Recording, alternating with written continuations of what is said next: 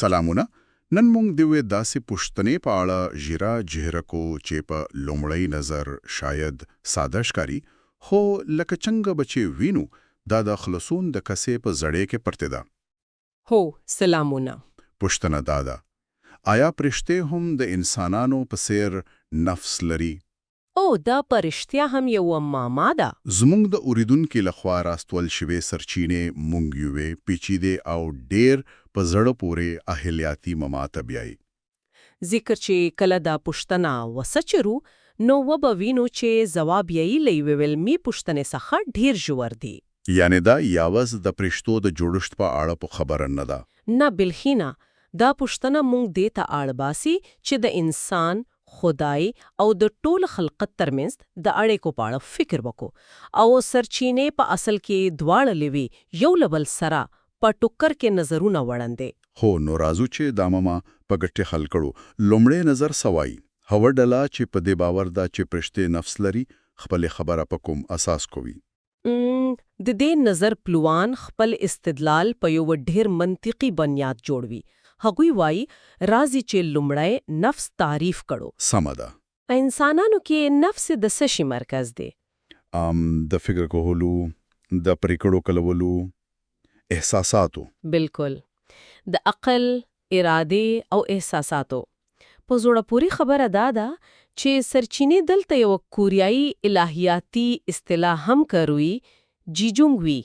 نو جیجونګوي هو، چې په ترتیب سره د عقل، احساس او اراده دریو برخو ته اشاره کوي.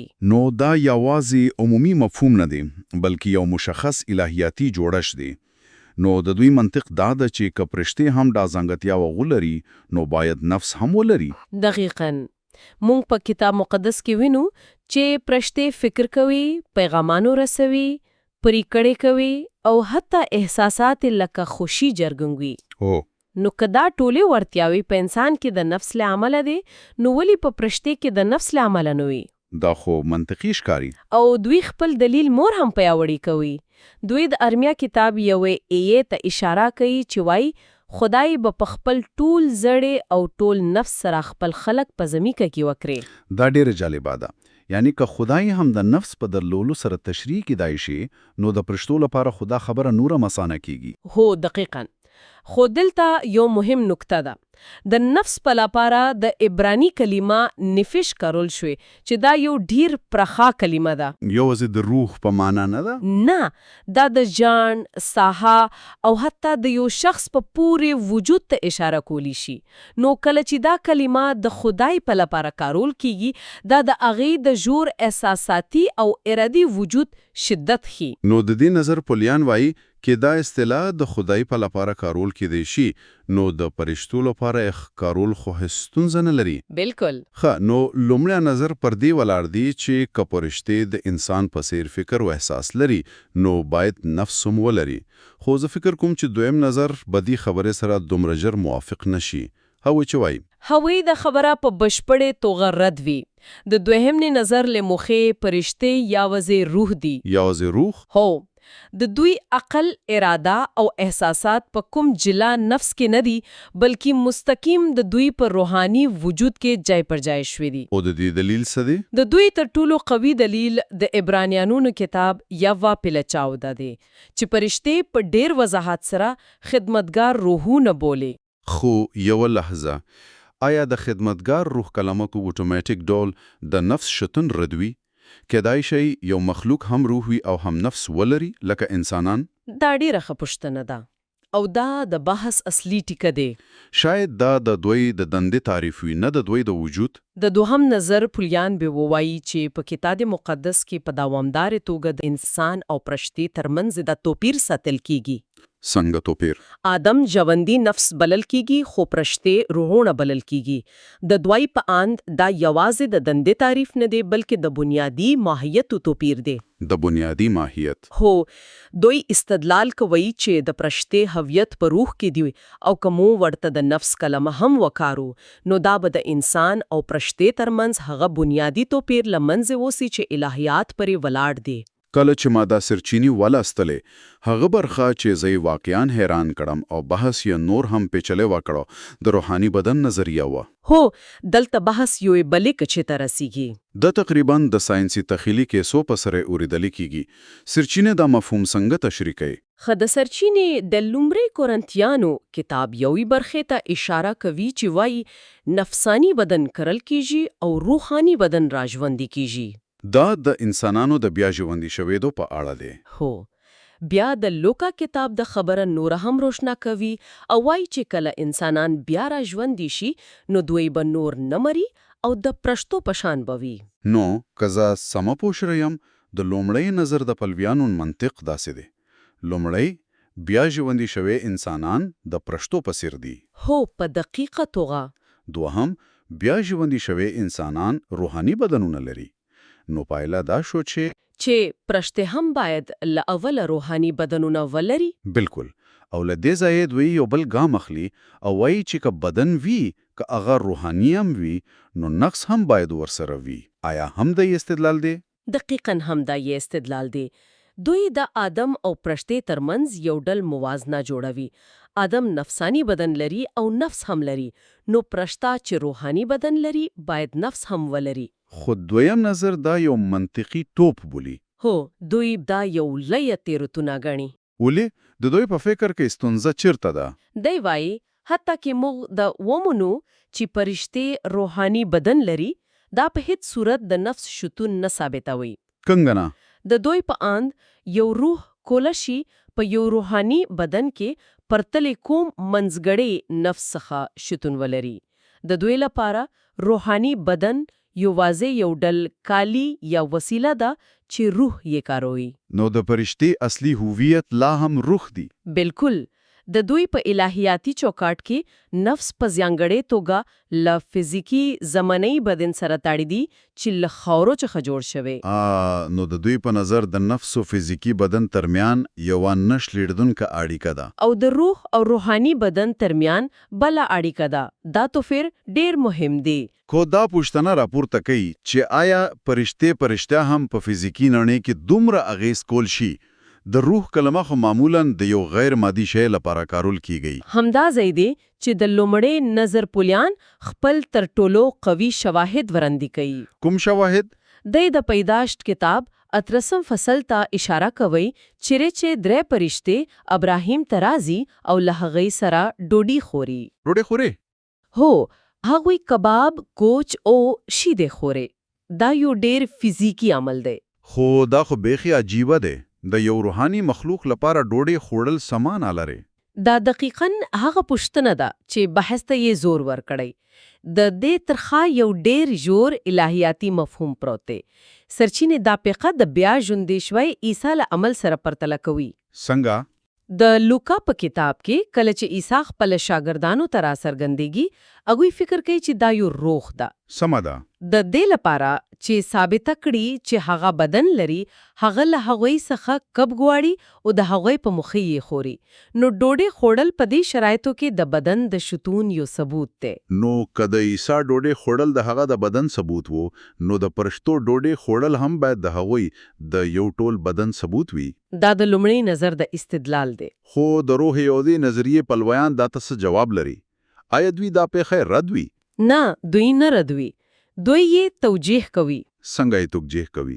دوی چې پرشتي کولی شي په لنډماله توګه فزیکی بڼه غوره کوي. دا داسې ده لکه یو کس چې د یوې ځانګړي دندې لپاره ځانګړي کالي واغوندي. نو دا د دوی دایمي حالت نه دی؟ نه، د دې په وینا پرشتو د ابراهیم سره د خبرو لپاره په لنډماله توګه د خوړو خوړلو وړتیا پیدا کړه. دوی نور مثالونه هم په همدې ډول توجیه کوي لکه په پیدایش کتاب کې چې پرشته د لوط لاس نیسي او له شیره یې باسي. نو دا داسې شول لکه یو ډول لنډماله اوتار یا فزیکی تجسم. خو داسې ښکاري چې سرچینه بیا باز د آزادې ارادې موضوع ته راوړي. دا هنګ له دې باز سره تاړو لري. دا د دوهم نظر ورسره او تر لوستو مهم دفاعي ټکي دي. هغې وایي ښه راز فرض کو چې پرشته بدن لري خو بیا هم د ادم او پرشتي ترمنځ بنیادی ستوفیر د دای د ازادي اراده په سرچینې کې دی. یعنی د ادم آزاده اراده، د هغه ګنا او د هغه د خلاصون ارتیا، دا ټول د هغه په نفس پورې تړلې دي. د هغه وجود چې له خاورو څخه جوړ شوی. هو د فرشتي آزاده اراده، د هغې وفاداری یا سرکشي، دا ټول د هغې پر روح پورې تړلې دي. دا توپیر د دوی لپاره دومره بنیادیز دی چې هیڅ فزیکی ورتاوالی یې نشي له منځه وړی. نو د دومره پیچلو او یو لیبل سره په ټکر کې دلیلونو ورستا داسې سکاری چې مو یو بندون ته رسیدلی یو. آیا سرچینې کومه کتۍ پایړه وړاندې کوي؟ په زړه پورې خبره دا دی چې نه سرچینې په پای کې په ډېر صداقت سره وایي چې مونږ نه پوهیږو. دوی مني چې د دې پوښتنې لپاره کوم قطعي جواب په کتاب مقدس کې نشته. نو دا ټول بحث بې نتیجې وه. نه، بالکل نه.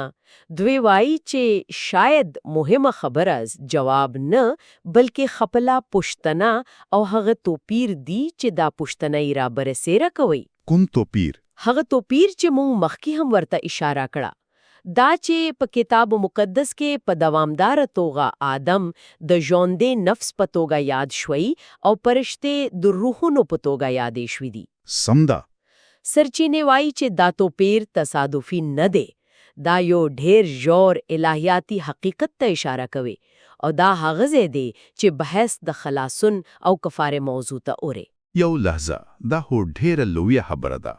نو تاسو وایاست چې دا ټول بحث چې پرشتي نفس لري کنه په حقیقت د دې لپاره دی چې مونږ پوښو چې ولې عیسی باید انسان شوی وای. دقیقاً. سرچینې دا نظریه ورندی کوي چې د آدم او د پرشتي ترمنځ دا بنیادی تفارق نفس د روح په مقابل کې هغه اصلي دلیل دی چې ولې د خدای زوی باید د انسان په بڼه راغلی وای. نه د پرشتي په بڼه؟ هو، دوی استدلال کوي چې که د خدای زوی د یو ځواکمنې پرشتي په بڼه راغلی وای نو د آدم کفاره یې نشوي ورکولی. خو ولې؟ آیا د دې لپاره چې هغه به د انسان په درد او کمزوري نه پوهیده؟ سرچینې وایي چې دلیل لدی همزور دی. دا یوازې د پوښېدلو خبره نه ده بلکې دا دی چې آدم با په دې ډول کفاره نه پوښېده. دا څنګه؟ تصور کړئ یو کمزور انسان څنګه کولی شي یو ځواکمنه نه لیدونکې پرشته په صلیب زوړنده کړي؟ دا خو ناشونی ښکاري.